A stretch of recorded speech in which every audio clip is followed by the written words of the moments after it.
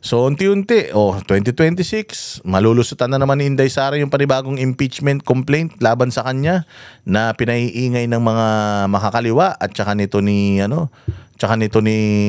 Erwin Tulfo. Huli na ni Erwin yan ha. Putangin na nyo naman pagka yan nagre-electionist pa yan at nanalo yan, tanga na talaga kayo. Huwag na tayo magboto ng mga Tulfo, putangin na mga salot yung mga yan. Yung isa, may napapabalita pa, si Rapi Tulfo daw, putsangin naman, nyakol ha. Kayo talaga, mga balibalita nyo, wag ganun. Meron daw isang Viva Max na na babaeng may R daw yung pangalan tsaka may F. Ang laki daw, magtip-tip pa lang yun ha. Putya manyakis, may asawa na, may mga anak na, may mga anak na mga balyena eh. Mag-aasawa kasi ng pangit, tas mambababae.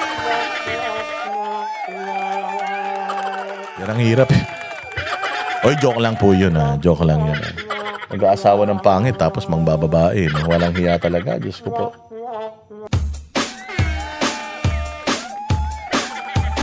Dancing with the beat with DJ Glenn on the mix. Marcos Bangag.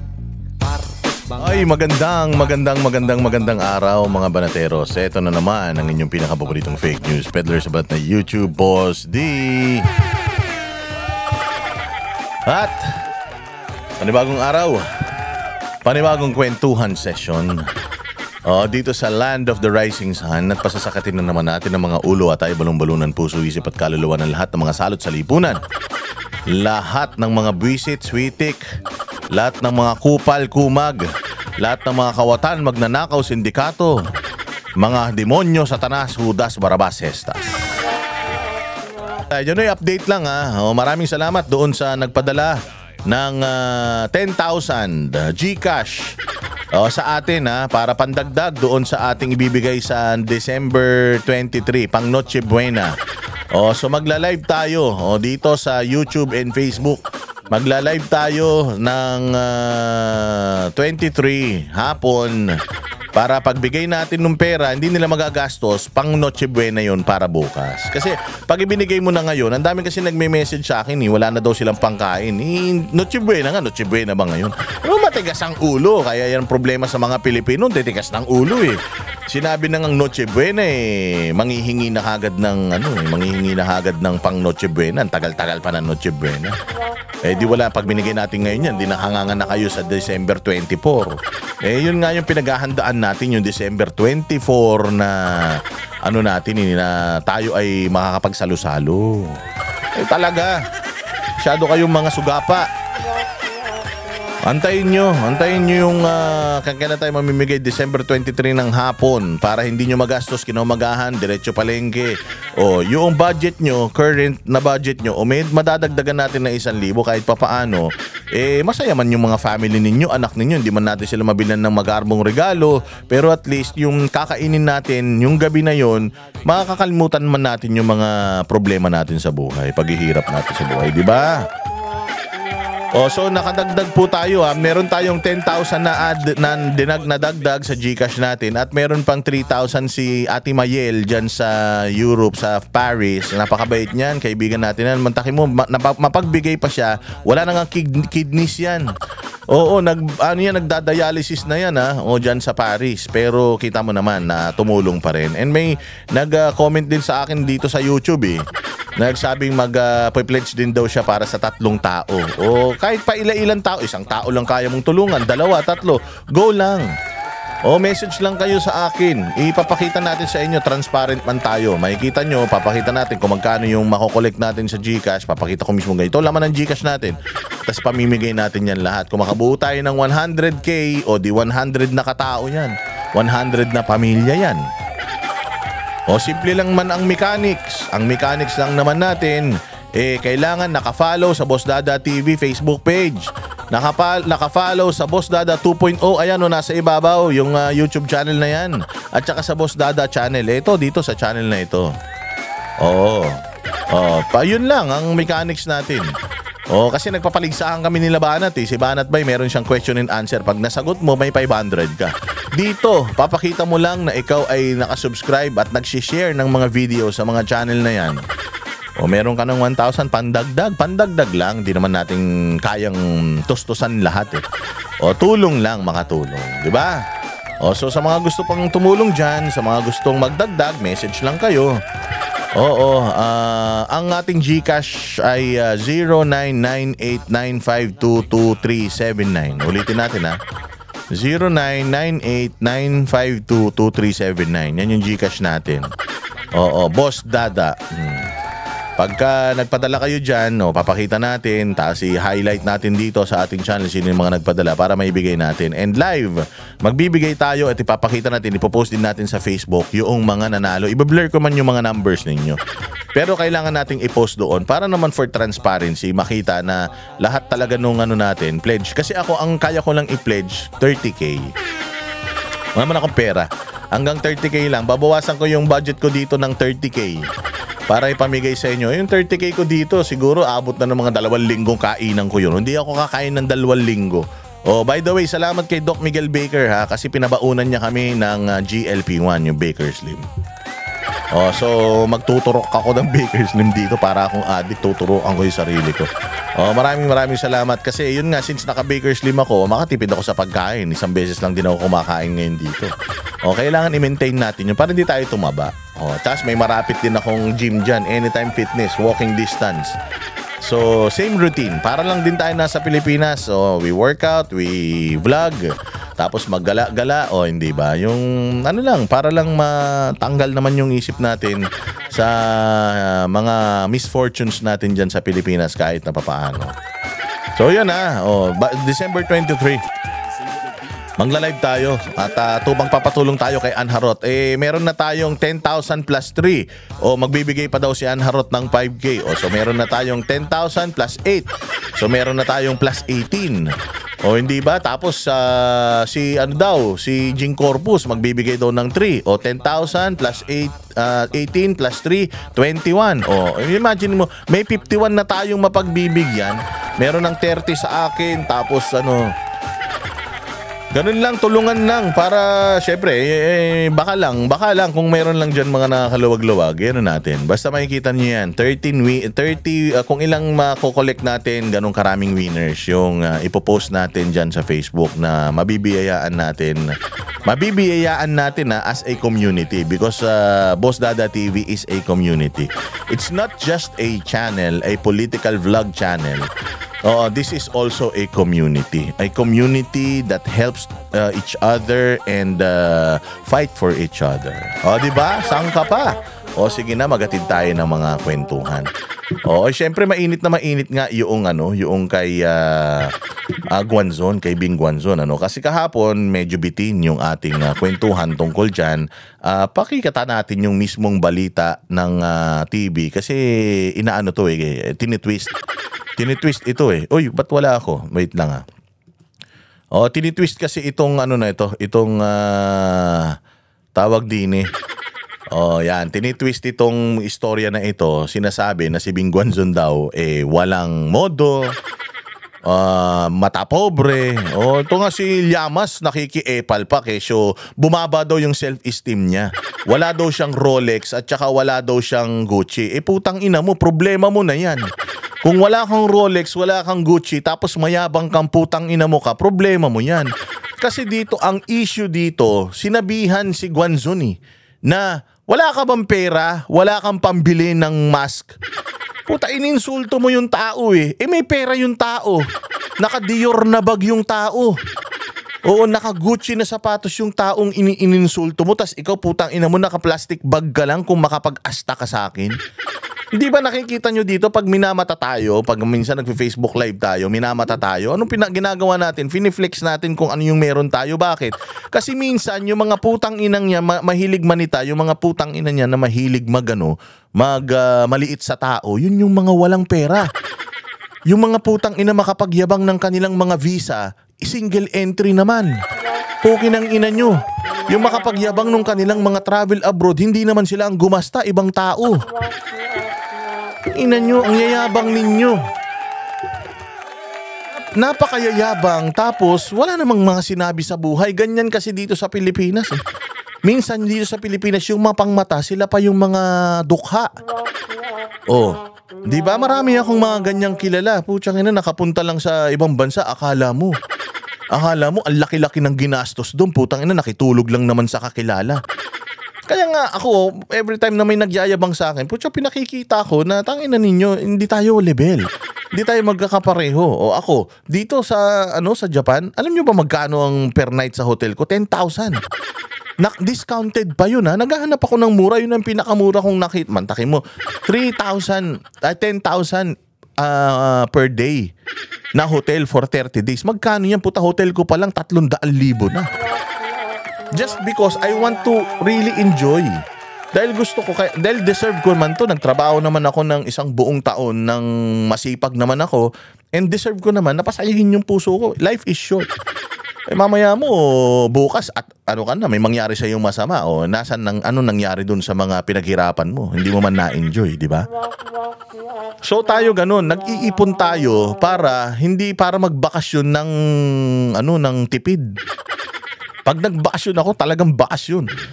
Nung nagpunta ako ng Europe, imaginein mo nung nagpunta ako ng Europe, sagot ng SMNI yung pamasahe ko.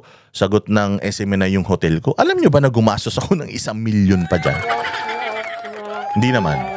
Close to 1,000,000. At least 700K.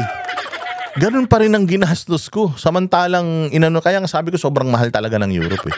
Pero what I'm saying is, alam mo yun yung, ikaw, you're trying your best para at least ma-feel mo na you're okay, ma-feel mo na you are blessed, at yung lahat ng mga blessings mo kahit papaano, ini-enjoy mo. Tapos biglang may isang tao, mangmamaliit sa'yo. Putsang ina, naka-boss kang t-shirt, tapos yung nangmamaliit sa'yo, naka-bench. Diba? Yung nangmamaliit sa'yo, naka-G-Shock, tapos putang ina, ikaw naka-Rolex, nakaahon ka na sa kahirapan, tapos putang ina, minamaliit ka ng isang mahirap. Magwawala ka talaga, diba? Ipaparamdam mo talaga sa kanya na putang ina ka, wag kang mayabang. Nakahanap ka ng katapat. O hindi ba? Kaya maraming mga nagsasabi na wala daw modo. Hindi. Putang ina, lahat ng tao mawawalan ng modo kung mamaliitin ka ng mas maliit pa sa'yo. Lalo na sa sariling bayan mo. Isa pang foreigner. Sabi ko nga sa'yo, kahit gaano kalaki yan, alam mo, nung ako'y nasa Rotterdam, nung ako'y nagtatrabaho pa doon, putang ina, nakikipagsuntukan ako araw-araw sa Egoy. Wala akong pakialam. O basta dala-dala ko yung dala-dala ko yung itlog ko. O kahit saan ako magpunta, kahit dito mapaaway ako dyan, makikipagsuntukan ako dyan, kahit mapauwi ako bukas din Wala akong pakialam, di naman ako taga rito, taga Pilipinas ako Ganyan din ako, makikipag-away din ako. So sa ang daming mga dilawan tae. Sabi ko nga sa inyo, na-expose talaga ng todo-todo yung mga dilawan tae dito. Kasi yung mga dilawan tae galit sa China eh. Galit sa China, galit sila sa Chinese, o kita mo, galit sa China si Bongbong Marcos at administrasyon niya. Dinidemonize na yung China. Anong ginawa ni Bongbong Marcos doon sa Bukana Bridge? Inangkin niya yung trabaho na wala naman siyang ginawa, nagawa ng China. Dinonate ng China, China ang nagawa ng proyekto, pero inaangkin niya. So, putang inang yan. Galit siya sa China, pero nagnanakaw siya ng gawa ng China. Yan nga yung sinasabi natin na galit na galit kayo sa China, putang ina ninyo, lahat ng mga made in China nyo nagamit, itapon nyo. O, dyan yun lumalabas. O, dahil mga ipokrito kayo. Ngayon, itong mga dilawan tae, ito si Llamas, at ito si Jam Maligno, putang inang yan, inaano nila si Guanzon, putang inang nyo, miski ako ganyan din, baka nga sinapak ko pa yan buti nga si Guanzon, dinaan niya lang sa legal Abogado yan, you know you're right, di ba? Matapang man yan si Guanzon, makikipagsuntukan yan sa lalaki din yan Oo, so pag minaliit mo yan siya, lalo na sa sarili niyang bayan, sa lugar niya pa, mantakin mo, taga dyan siya, sa Rockwell. Taga dyan siya sa Makati, kilala niya yung mga tao dyan, lagi-lagi siyang nandiyan, biglang may dayo, tapos yung dayo magyayabang. Putang ina, sa amin barangay, dyan sa amin sa Cubao, pagka hindi ka taga dyan, ang yabang mo, putang ina, huling gabi mo na dyan. Bubugbugin ka talaga ng mga tao dyan. Ganun din, pag pumunta ka sa basketballan namin, kami ang may-ari ng basketballan dyan. Pagdating mo dyan, maninira ka ng mga player sa barangay namin, putang ina mo, babasagin ang mukha mo talaga. Hindi pwede yan. Kapag kadayo ka dyan, hindi ka taga dyan, panggap. Alam niya kasi, itong tarantadon to, alam niya na yung lugar na yan, pasyalan ng mga mayayaman. Pumunta sila dyan, bumili sa Crate and Barrel. Putang ina ka, sa Crate and Barrel ka lang bibili ng Magamit mo, ang yabang-yabang mo. O, may dala-dalang plastic bag. O tapos, mangmamata ka ng tao. Nagkamali siya. Tsaka isa pa, mamatahin mo, matanda. O hindi ba? Tsaka pagsasabihan mo, matanda. Wala kang modo. Sabihan mo yung matanda na, umuubo ka, ba't di ka nalang umuwi? Putangin na mo, nanay ba kita? Putangin na ka, hindi ko naman kinuha yung pananggasolina kung papunta rito sa'yo. Bakit mo ko uutusan? Hindi nga kita pinakikialaman, hindi nga kita kilala eh. Sabi ko, sa akin nangyari to, putangin na, malaking problema talagang kakaharapin nitong kupal na ito eh. So ang daming mga linis-linisan. Ngayon, kumakampi sila dito sa Chinese. Na half Chinese ba to? Chinese ba to? O ewan ko. Ibang lahi, kumakampi sila dito sa incheck na ito. Dito sa away na ito. Akala ko ba yung mga dilawan tayo, yung mga loyalista galit sa China? Bakit kumakampi kayo ngayon dito sa Chinese? Bakit yung kababayan nyo na binastos ng Chinese, dahil kalaban nyo sa politika, putang ina ninyo, mas inaano nyo, mas pinapaboran nyo pa yung kalaban nyo sa politika. Yung kalaban nyo sa politika kaysa dun sa Pilipino. Hindi ba? Putang nasa ng pagiging makabayan nyo. Kaya nga sabi ko nga talaga, itong mga dilawan tae at saka itong mga loyalista, putang ina mga bobo talaga yan. Yung mga utak niyan, putya, inaagiw na talaga. Kasi ako, kahit na siguro, halimbawa, si Riz Ontiveros, ginanito, dyan, ng ibang lahi, I would defend, and I will defend Riz Ontiveros. Why? Tangina, you will never take sides with the outside of your family. Di ba? Ganun yun eh. No, kahit na ito, kapatid mo, kagalit mo yan, pag may kaaway yung kapatid mo, putya kaaway mo rin yan. Ganun yan. Magkakamag-anak tayo, isang lahi tayo, tapos kakampi kayo sa ibang lahi. Ulul. Ganyan din naman kayo sa China at saka sa Pilipinas. Hindi, iba na ang usapan kapag ka-teritoryo na yung pinaglalaban. Lalo na kung wala ka namang alam dun. Iba ng usapan kapag tao sa tao na. Chinese na tao, Pilipino, sa bayang Pilipinas, tapos binubugbog tayo dito mismo sa loob ng Pilipinas. Ibang usapan yun. Pero yung dyan nangyayari sa labas, putya, usapang political yan, leave it to the experts. Leave it to the experts. If you don't know anything about it, don't talk about it. Plain and simple. Di ba? Hindi ka naman diplomat, hindi ka naman tawag dito foreign relations scholar. Di ba? I mean, foreign policy scholar, di ka naman, wala kang karapatang magsalita dyan. Pero ibang usapan dito. Hindi na to normal na agawan lang sa disputed na isla dyan sa South China Sea, South West Philippine Sea, kung ano man tawag nyo dyan. Ito, dito na sa Pilipinas, sa neighborhood mo, merong tao, hindi taga doon, tapos nag-aastang may-ari. Papalag ka.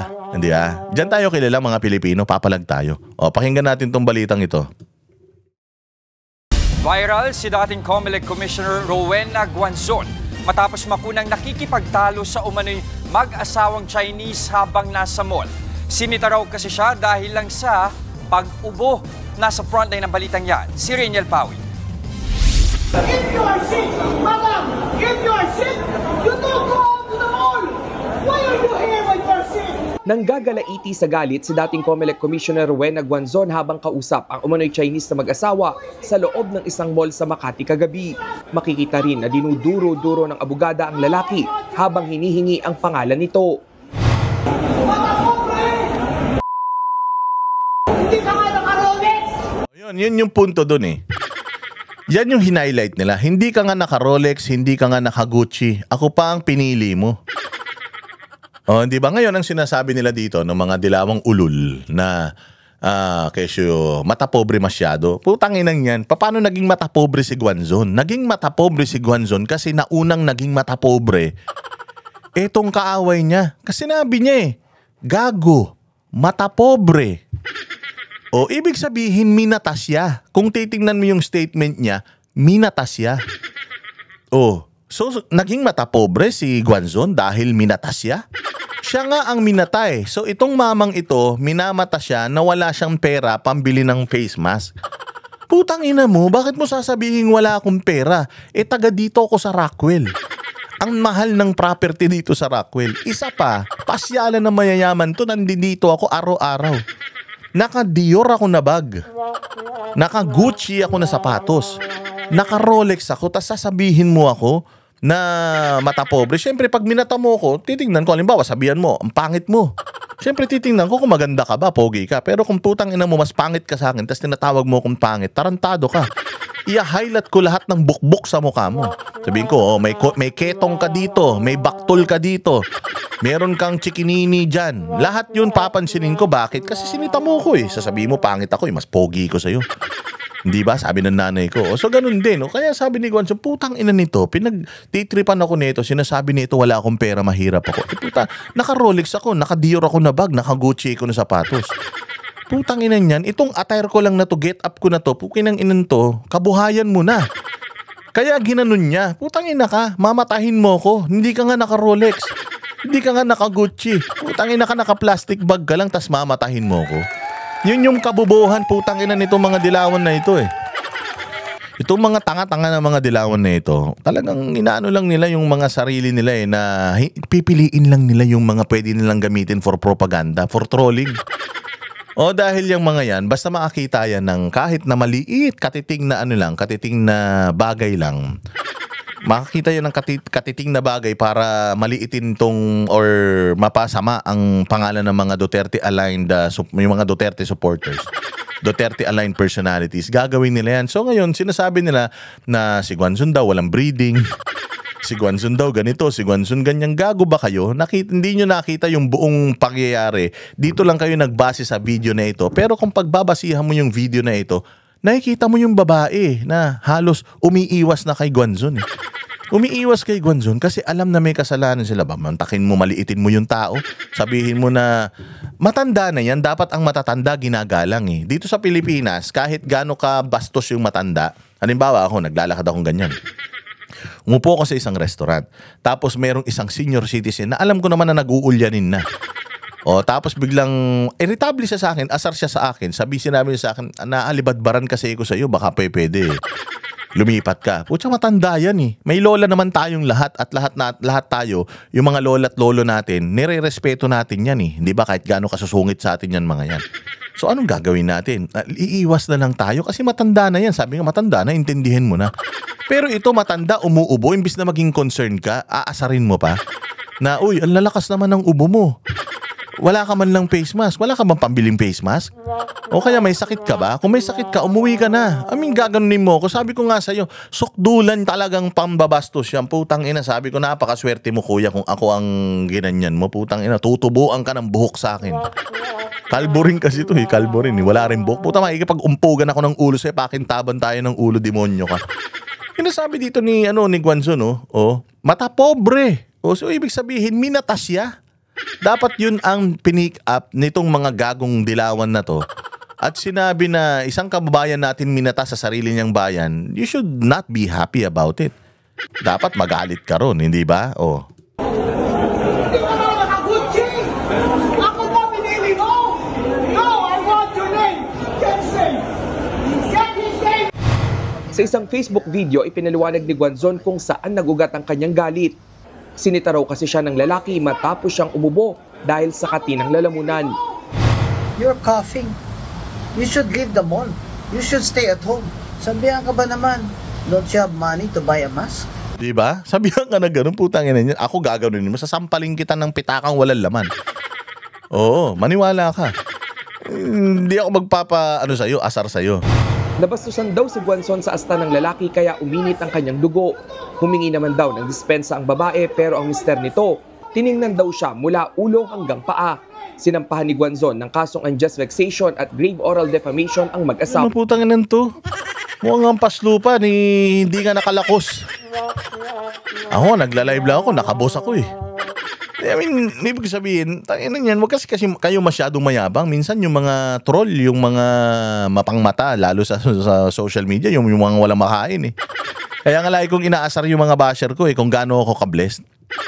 Oo, kaya lagi kong inaasar yung mga bashers ko kung gaano ako ka-blessed. Alam niyo kung bakit? Oo, kasi nga, minsan talaga sa Pilipinas, yung crab mentality, yung kapag ka nakikita kanila na medyo umaangat ka, hilain kanila pababa, ganyan mga Pilipino. Yung bumili ka ng gamit, parang achievement mo, yes, bumili ko ng gamit. Out of my pinaghirapan. Sasabihin nila, utang lang yan eh. Yun naman yun, imbis na maging masaya ka sa ibang tao sa achievements nila, pucha yan, inaano mo, ini-stress mo yung sarili mo dahil sa inggit, mga inggitero mga Pilipino. Kaya minsan, ganyan tayo, nag-flex tayo ng mga bagay na meron tayo kasi sigurado ko yan yung mga bagay na wala sila. Kaya nga sinasabi nila minsan iba naman yung kay Francis Leo Marcos, iba naman yun kasi putang ina yun, scammer yun eh. Loko-loko talaga yun, scammer yun, magnanakaw yun eh. Iba yung ganun. Yung mga basher ni hindi basher yun, haters talaga yun. Yung kay Francis Leo Marcos dahil putang ina nun, kawatan yun eh. Mantakin mo, magnanakaw ka, tas i-flex mo yung mga pinagnakawan mo. Parang din yan eh, parang mga congressman din yan. Di ba? Magnanakaw yung tatay mo, contractor na congressman yung tatay mo, ninakaw nyo yung pera ng taong bayan, tapos yung mga anak ko makapagyabang ng kanilang mga luho, ganun-ganun lang. Itong atin, yung mga bagay na meron tayo, pinaghirapan natin yan. We earned it. We saved before we got those things na meron tayo. Kaya yung mga pinaghirapan na mga bagay, dapat mo talagang i-flex yun sa mga tao na nang mamaliit sa'yo. Pero yung putyang ina, magnanakaw ka, scammer ka. Ginagamit mo yung ibang tao para para magkamal-kamal ka ng pera sa sindikato mo. Katulad nga ng mga congressman, katulad ng mga senador, katulad ng mga kontraktor, hindi ba? Pera ng taong bayan, yung ninanakaw ninyo tapos ang luluho nyo. Ang gaganda ng mga gamit nyo. Wala yan. Walang kwenta lahat ng gamit na meron ka kung hindi mo pinaghirapan. Now, you can flex the things that you have, lalong-lalo na kung it's hard-earned and it's blood, sweat. It's your blood, sweat, and tears. Okay lang yan, ipagyabang kung minamaliit ka ng mga tao. Katulad ako dito, may pupunta rito, sasabihin ganito, ganyan. Sasabihin maitim ako. Gago ba kayo?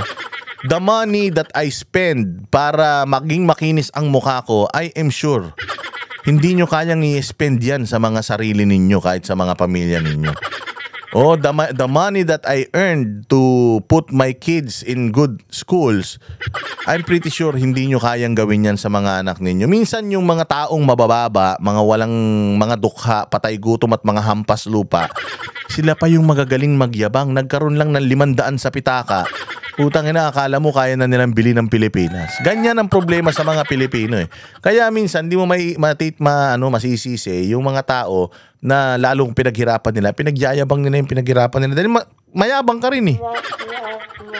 Di ba ang mahirap nun yung hindi mo naman tinatanong, yung hindi mo naman wala namang sabi-sabi, bigla na lang iyayabang yung mga bagay niya sa'yo. Yun, tadyakan mo. Pero kung putyang ina, kamamaliitin mo ko, sasabihin mo ganito ako, tapos putang ina, mas mahirap pa buhay mo sa akin. Pakyo ka. Hindi ba? Sasabihin, ilagay natin sa ibang aspeto. Pero wag na. Ituloy natin to. Sinusubukan pa namin silang kunan ng pahayag. Gate naman ni Guanzon. Hindi naman ako... Dito, panoorin natin yung isang ni Guanzon, yung kanyang paliwanag tungkol dito. Ayan, kasi nag-Facebook live siya at pinaliwanag niya kung ano yung nangyari. Pakinggan. Morning. Thank you sa mga nag-alala sa akin. At nag-video lang ako ngayon, kahit short lang ito, just to assure you that I'm okay. Mataas ang blood pressure ko kagabi, pero it's stabilized naman. And alam nyo naman ako, hindi naman ako nagagalit kung hindi talagang sukdulan yung injustice or mali, di ba? Si BBM nga, di ba? Tumayo ako doon sa cathedral at talagang speech ako doon na halos walang pahinga na.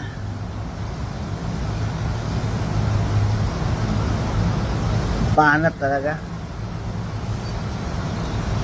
Ito, hindi naman pwedeng palampasin yun pag inaalipusta ka na. Dinidefend ko nga yung ibang tao eh, pag ginaganon sila. Sarili ko pa kaya. Sabihan ba naman niya ako sa Rockwell Mall na you're coughing. You should leave the mall. You should stay at home. Ha? Para bang siya may-ari ng mall? 'Di ba? Na para bang siya may-ari ng mall? Eh kung ako din sabihan mo talaga ng ganun, puta, dalawa tayo lalabas dito. Bakit ako lang? Puta, hahatakin kita palabas.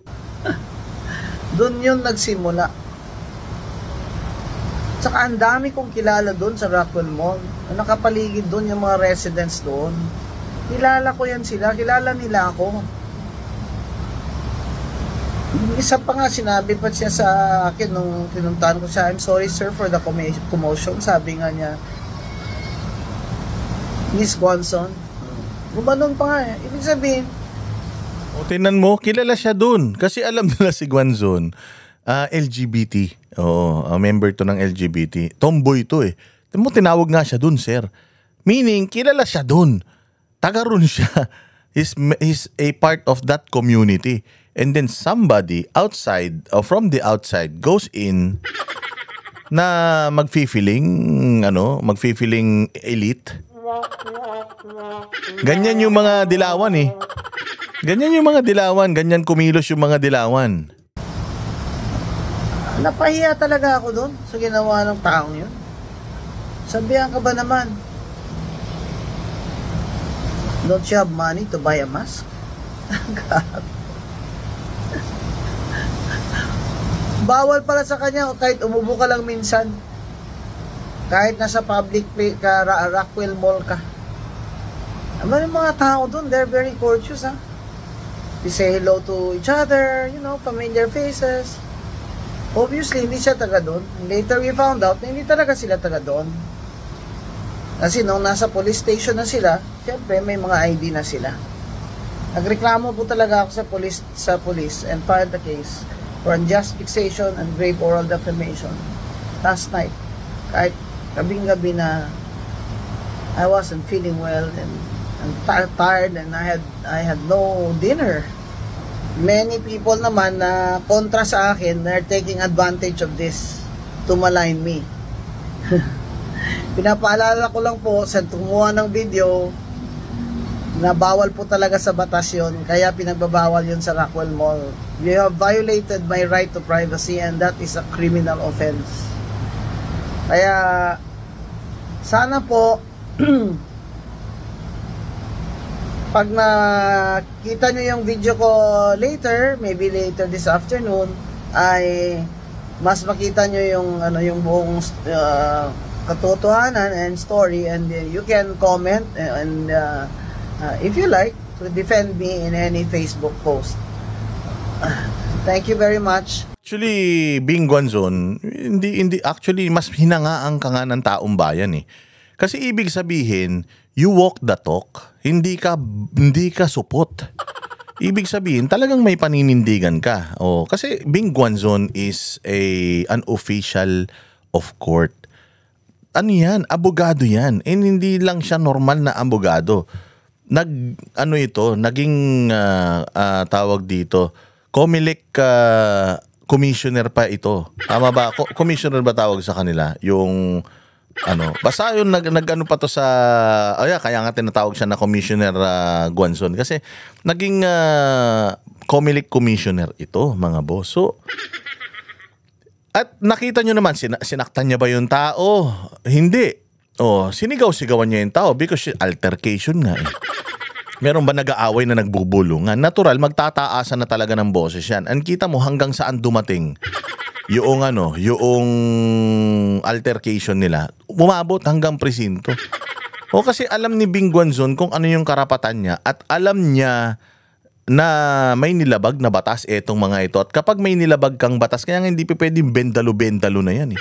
Pag may nilabag kang batas, mananagot ka sa batas at kailangan ka talagang hulihin ng pulis at magpapiyansa ka. May piyansa man yan, yung mga sinasabi niya unjust vexation, oral defamation, may mga ano naman yan, may mga piyansa naman yan, hindi naman habang buhay na pagkakulong, pero maaabala ka talaga dyan. At saka, aasuntuhin ka talaga nito ni Guanzon. Ibig sabihin, ito si Guanzon, alam niya yung batas, hindi siya lumabis doon sa dapat niyang gawin, bagamat sumisigaw siya because syempre, inabuso ka nga eh. Nilabag nga yung karapatan mo eh. Natural, alam nga naman, pulbuhasan mo pa yan. Alam nga naman, make-upan mo pa yan, masahihin mo pa yan, di ba? So the fact na umabot sila doon sa presinto, ibig sabihin, matino ang utak talaga nito ni Guanzon. Dinadaan niya sa tamang proseso.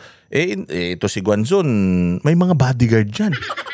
Si Guanzon, may mga ano yan, may mga, I mean, considering that you are a former commissioner, yung iba nga dyan, wala namang kwenta yung mga ahensya nila ng gobyerno. Wala na sila sa gobyerno, may mga bodyguard pa eh. Binabayaran pa rin ng, ng mga kaibigan nila ng mga nasa gobyerno yung mga bodyguard nila eh. So pasalamat nga si Kuya, ito si Guanzon, hindi tumapang-abuso sa kapangyarihan na hanggang ngayon may bodyguard pa because every commissioner, every high-ranking official sa public service, may mga bodyguard dyan. Even when they're retired, look at the retired generals. Even if they're retired, they still have their security detail. Ito si Bing Guanzon. Ako, taas ang kamay ko sa iyo. Nakita ko na talagang may bayag ka. Mas may bayag ka pa kaysa dun sa mga dilawan tae na mga lalaki. Na you stood your ground, you know your rights, and you are and hindi ka lumabis doon sa dapat na moral na gawin ng isang tao. Di ka nanakit, hindi ka nampukpok. Ano na yan, lahat ng tao makikita yan. So kahit na anong pagmamalain ng mga dilawan tae, loyalista sa ginawa mo, sigurado ako hindi nila kayang gawin yan dahil mga supot pa sila, hindi pa sila tuli. Mas tuli ka pa kesa sa kanila, Bing Guanzon. Mahusay. Pinagtanggol nga siya ni Robin eh. 'Di ba? Pinagtanggol siya ni Robin Padilla, pinagtanggol siya ni nung mga Duterte supporter.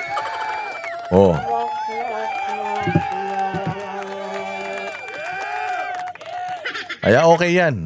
Wag kang masyadong isipin yung mga yan. Dito naman tayo sa Pasko. Sabi ni VP Sara, ang Pasko ng mga Pinoy malungkot dahil sa korupsyon. Pasok? Pero umaasa siyang magiging maganda ang sitwasyon sa susunod na taon. Malungkot ang Pasko natin dahil hindi natin gusto ang mga nangyayari sa ating bansa, lalong-lalo na yung mga iskandalo sa korupsyon at yung pag-aabuso sa posisyon at mga opisina ng gobyerno. Pero kailangan natin maging matatag. As Filipinos, we are known to be... Doon natin simulan. Kayo ba naniniwala na hindi okay ang Pasko natin ngayon? Di ba sinabi ko na rin naman yan sa inyo na usually pagtungtong ng September, festive na yan. September, may mga Christmas trees na yan, may mga na yan. Inaantay nila mag-November 1 na lang. Pag nag-November 1, natapos na yung undas, simula na caroling yan. Simula na caroling yan, mauubos ang kakapatawad, kasi kanta ng kanta yung mga yan sa tayo mga Pilipino yung pinakamahabang mag-celebrate ng Pasko. And even if mahirap naman tayo, hindi naman natin alintana yun eh. Since mga bata tayo, kahit naman mahirap ang buhay natin, pag Pasko, Pasko eh. Pero napansin nyo nitong mga nakaraan, hanggang November na. Natapos na yung undas. Natapos na yung undas pero parang hindi pa rin makapag-celebrate yung tao sa Pasko. Sa sobrang dami ng iskandalo talaga nangyari sa atin, kaliwat kanan, sabi ko nga sa inyo, napakagaling ni Bongbong Marcos kasi yung iskandalo, hindi ka makapag-focus sa isang iskandalo eh. Because one scandal after another, kumbaga can of worms talaga eh, yung nabuksan nung nagsalita siya tungkol sa flood control. Yung mahiya naman kayo, it opened a can of worm eh. Talagang ang daming issues. Kung babalikan nyo nga, sabi ko nga sa inyo, umpisa pa lang ng panunungkulan nila, smuggling na agad. Smuggling ng asukal, smuggling ng bigas, smuggling ng sibuyas. Tapos biglang nagkaroon ng Maharlika Investment Fund. Di na daw tayo mangungutang sa ibang bansa. Yung investment fund daw na yun ang gagamitin natin. kinuha na ng pera yung mga ahensya ng gobyerno para dun sa pondo na yun. O tapos ano nangyari? Wala. Ito yung PhilHealth, ninakawan ng pera. Iba pinababalik yung pera, tas ayaw nilang ibalik. Ano pa? Binenta yung ano natin, binenta yung mga ginto. O di ba? Ang dami talaga. Pina-impeach si BP Sara, pinadala si Pangulong Duterte sa ibang bansa kahit na may korte naman tayo sa Pilipinas at hindi tayo member ng ICC. Pagnanakaw sa flood control, pagnanakaw sa DepEd, lahat talaga mga bossing. Sabi ko nga sa inyo, sa sobrang dami ng iskandalo ni Bongbong Marcos, you will lose count. Ni hindi mo alam kung saan mo i-attribute, ididikit yung administration niya sa mga iskandalo. Kasi kay Pangulong Duterte, ididikit mo yung pangalan niya saan? Sa war on drugs. Yun lang. Isa pa kay Ramos, ididikit mo yung pangalan niya doon sa yung Clark. Yung pagbebenta ng Clark, di ba? Tsaka yung Bonifacio Global City. Biglang nawala yan, biglang naging naging pribado o ano pa. Si Binay, may ko-connect mo sa specific na corruption. Si Erap, may ko-connect mo doon sa plunder case niya na yung tomato excise tax ba yun? Si Marcos Sr. Yun si Marcos Sr. madami din eh. Pero siya, yung ill-gotten wealth, doon mo lang, yun yung maaalala mo sa kanya eh. Kay Gloria Arroyo, yung Hello Garci at saka yung CTE deal. Kay Pinoy, anong may didikit mo kay Pinoy? Pag naalala mo si Pinoy, mamasapano. 'Di ba? Yun yung mga pero pag kay Bongbong, pagka natapos si Bongbong sa 2028, saan mo i-attribute yung pangalan ni Bongbong na negatibong nangyari sa bayan? Ang dami. You will lose count. Hindi mo malalaman ay ito. Ang dami talaga. So ganun katindi, ganun kabalasubas, kabarubal, kamagnanakaw itong mga to. Kaya nga may pinost ako eh.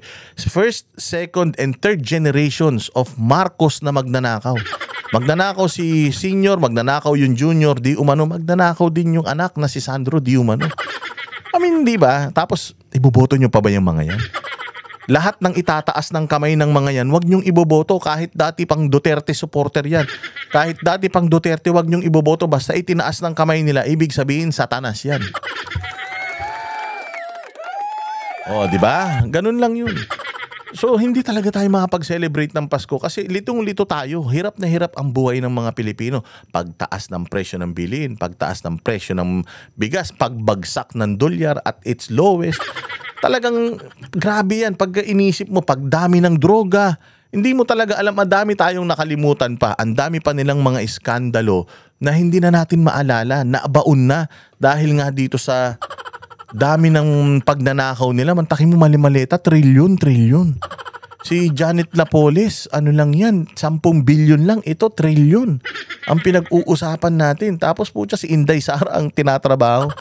Diyos mio. So ang Pasko ng Pinoy malungkot talaga. Not because we are poor, because we've been poor naman na eh. Third world country tayo. Not because salat tayo sa mga bagay, but because mahirap na tayo, salat na tayo sa ibang bagay, ninanakawan pa tayo.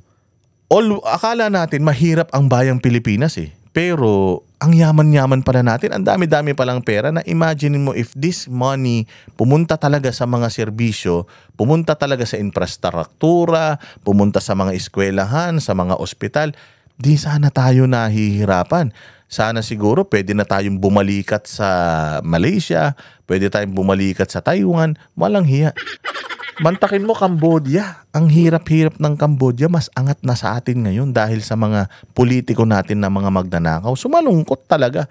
Malungkot na wala ka ng pera, ninakawan ka pa. Okay lang yung wala kang pera eh. Sanay ka na doon eh. Pero yung tangina wala ka ng pera, pag uwi mo ng bahay, yung kaisa-isa mong telebisyon na inaalagaan yun na lang ang meron ka, puta ninakaw pa. Di ba masyadong malungkot talaga yun? Okay lang. Halimbawa ako mayaman ako, ninakawan ako. Insured naman yung mga nanakaw sa akin. Mababalik yun sa akin. So hindi ako masyadong malulungkot. Pero kapag ang dukha, ang hampas lupa ay ninakawan mo, grabe. Grabe ang karma talaga na aabutin mo sa langit. Maniwala ka, Bongbong, antayin mo yung karma mo. Ikaw Sandro, ikaw Romualdez, antayin nyo yung karma ninyo. O ang ano nyo dito, yung bagsak, lugmok na tao, yun pa yung binalarhura ninyo, yun pa yung mga ninahawan ninyo. Walang kapatawaran yan. So, hindi lang malungkot physical, itong nangyayari ngayon sa atin, malungkot to hanggang sa puso, hanggang sa kaluluwa natin. Bakit? Kasi ito na nga yung mga panahon na makakalimutan mo pansamantala yung problema mo, 500. Yun lang ang tingin nila sa pagsasalo-salo ninyo. Hayop talaga. Resilient. Kaya kailangan natin itawid itong Pasko na ito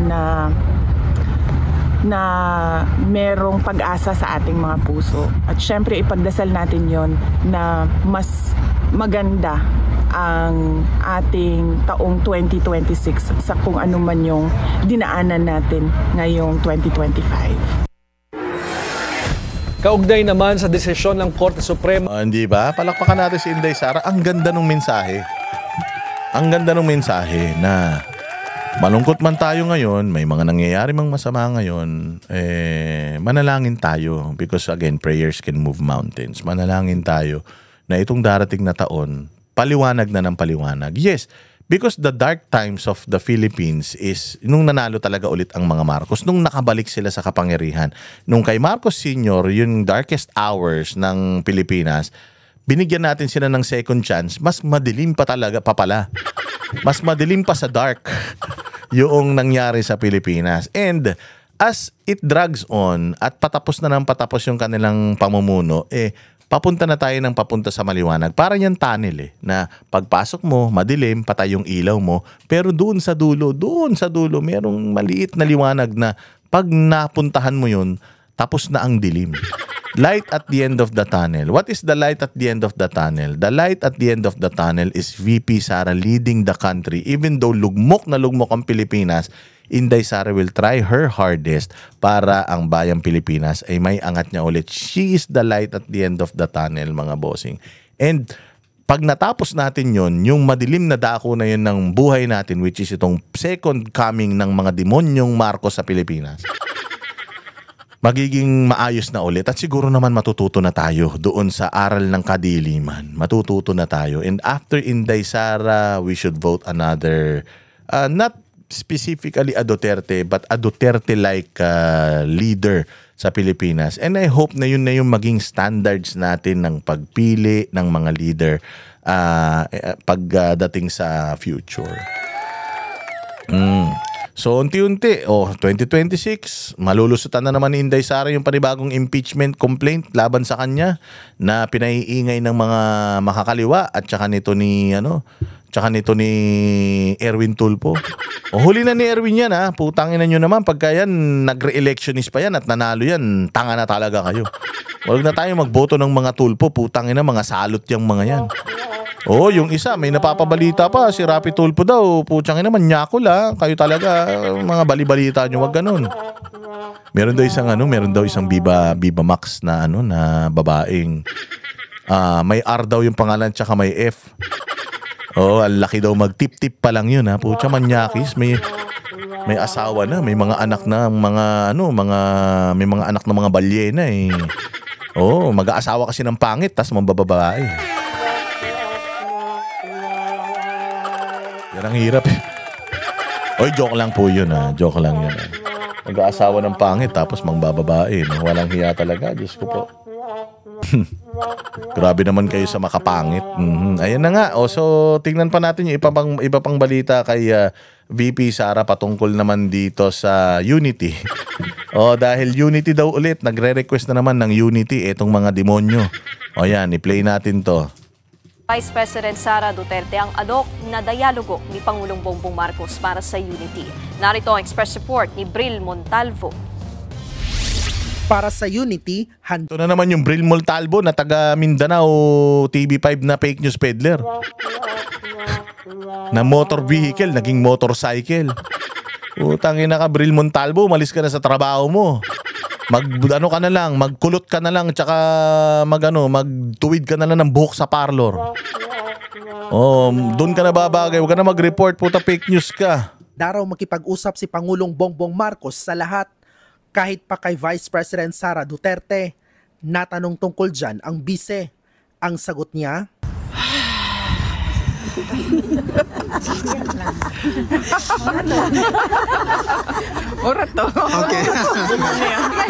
nasa The Hague, Netherlands si VP Sara para bisitahin ang kanyang ama na si dating Pangulong Rodrigo Duterte sa ICC Detention Facility. Habang naroon, nagpasaring din ang bise tungkol sa korupsyon. Malungkot ang Pasko natin dahil hindi natin gusto ang mga nangyayari sa ating bansa, lalong-lalo na yung mga iskandalo sa korupsyon at yung pag-aabuso sa posisyon at mga opisina ng gobyerno. Pinaghahandaan na rin daw ni VP Sara ang muling pagsasampa ng reklamong impeachment laban sa kanya. We're about to release a statement about the impeachment, no? So lalabas namin yan sa Monday. Yun, sinabi nga niya doon sa kanyang impeachment, ang sinabi niya dyan is ganito. Sinabi doon ni Jesus Escudero tsaka ni Toby Chanco na ginamit yung pera ng taong bayan, dinadanggel o pinang-aakit yung pera ng taong bayan mismo, mga allocations, insertions, para sa mga pipirma ng impeachment niya. So ginamit ang pera ng taong bayan para lang dito sa impeachment na ito na illegal yun kasi hindi mo pera yun eh. Parang lumalabas kasi na naging pera ni Romualdez yun eh, na ginamit niyang tawag dito parang bribery. Binribe niya gamit yung mga proyekto. Halimbawa ikaw may congressman ka, mayroon kang proyekto, mapopondohan yung proyekto mo pag pumirma ka dito sa impeachment ni VP Sara. Kaya overwhelming talaga yung pirma na nakuha nila. It's because, syempre, ikaw, congressman ka, may constituencies ka, pinangako mo itong proyekto na to sa mga constituents mo nung kampanya, and gagawin mo lahat ng kaya mong ng magagawa mo para mapondohan yun eh. At ito na eh, isang pirma lang mapopondohan na yun eh. O alam mo naman siguro bilang isang congressman na hindi ka mai-impeach naman. Hindi ka naman talaga mai-impeach kahit na pirmahan ko to eh. Dahil sobrang popular mo eh. Sigurado ako yung mga kaalyado mo sa Senado, hindi yan papayag.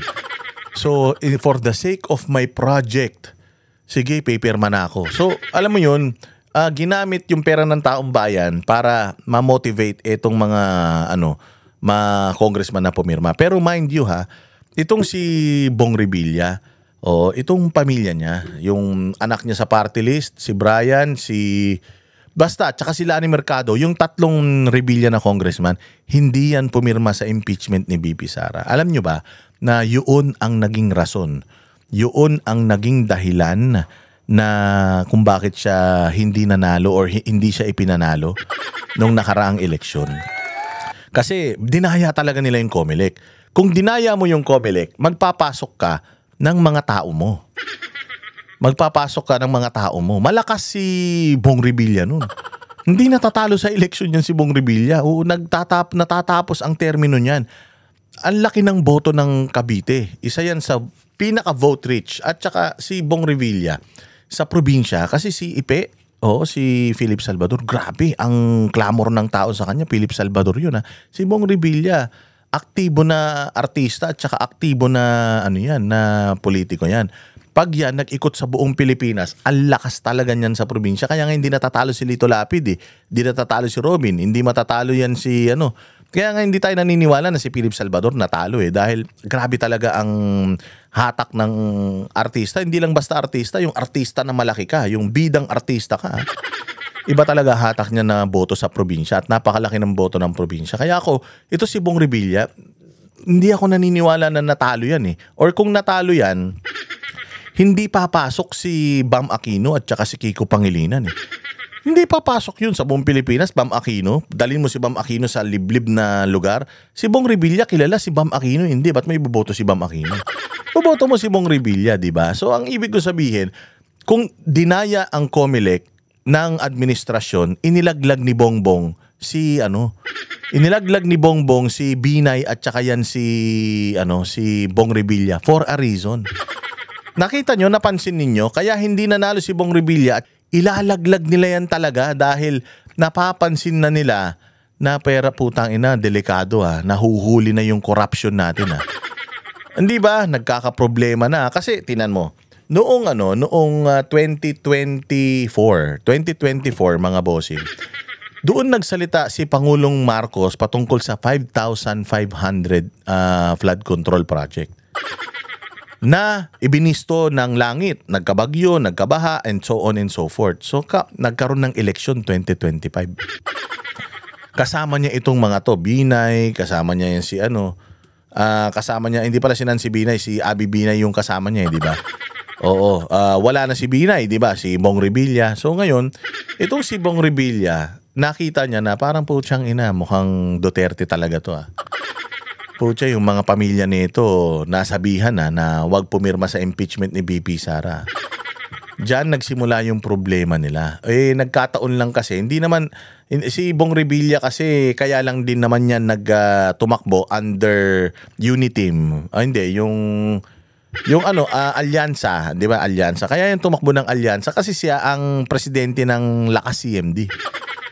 Si Bong ang presidente ng Lakas CMD at dahil nga nagsanib puwersa ang Lakas CMD kasama ng Partido Federal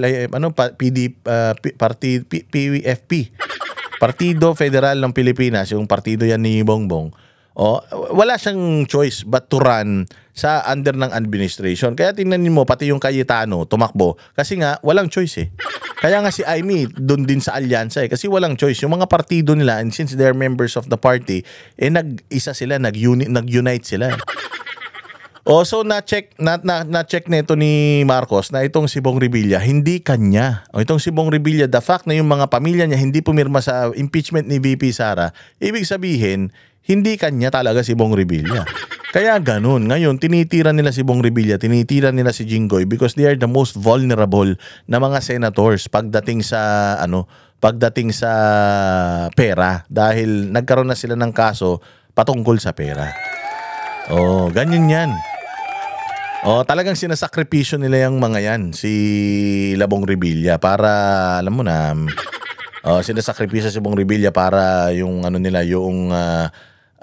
may masisi sila. Kasi ganun ang ginagawa nila Isisisi nila sa mga mga kakampi at mga kaalyado nila. Tatraydo rin nila yung mga kaalyado nila. Wala akong mga edits and amendments doon. Sinagot din ng bise ang mga bumabatiko sa kanyang opisina dahil sa pagbili umano ng overpriced na laptops. Wala pong findings na gano'n ang commission. Exactly. Walang findings ang Commission on Audit ng misuse ng funds, ng overpriced. Kaya yung mga nagmamagaling na mga dilawan na nagsasabing motor vehicle, aircon, TV, and so on and so forth, you do not have an authority na mag-audit kay VP Sara because the auditors itself cleared the OVP against anything na mayroong mishandle ng pondo. At inisyuhan na naman nga sila ngayon ng panibagong unmodified opinion. So, yan sila Falsis at saka yung mga kung sino-sino mga vlogger na mga tuyot, mga vlogger na walang followers, mga vlogger na mga bobo na nagsasabi na masyadong mahal yung mga gamit na binili ni Inday. Bisitahin nyo yung procurement ng ibang mga ahensya ng gobyerno at tingnan ninyo kung sino sa mga agencies ng government ang frugal, ang matipid. Again, mas malaki pa yung daily flood control budget natin at 1.6 billion kesa sa budget ng OVP for the whole year. 800 plus million lang ang budget ng OVP sa isang taon. Na meron silang 10 satellite offices, nagbibigay pa sila ng serbisyo.